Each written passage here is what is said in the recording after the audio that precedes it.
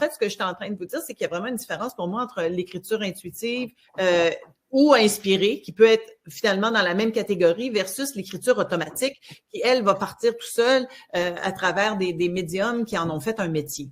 Mais pour moi, l'écriture intuitive ou inspirée, ce sont simplement deux façons de nommer le même type d'exercice. Il y en a qui vont le faire plus à partir d'images, de mots, de phrases qui vont se plaquer dans leur cerveau pendant qu'ils écrivent, alors que d'autres sont plus sensitifs, ce qu'on va plus appeler l'écriture intuitive, qui va passer par des sensations, qui va passer par peut-être que vous allez ressentir des choses et avoir envie d'écrire ce que vous ressentez, qui apporte une connaissance également.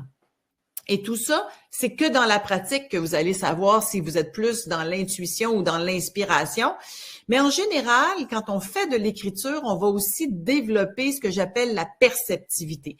La perceptivité, c'est savoir quelque chose sans savoir pourquoi on le sait, mais on le sait. C'est ce qu'on enseigne d'ailleurs dans le dernier livre qui s'appelle l'approche connexion et que j'enseigne aussi à travers des ateliers en présentiel.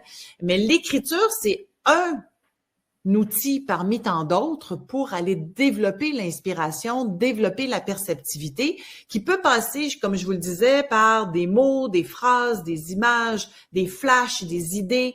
Et tout ça va se plaquer dans votre cerveau de façon tout à fait naturelle si vous vous permettez d'écrire tout ce qui vous passe par la tête.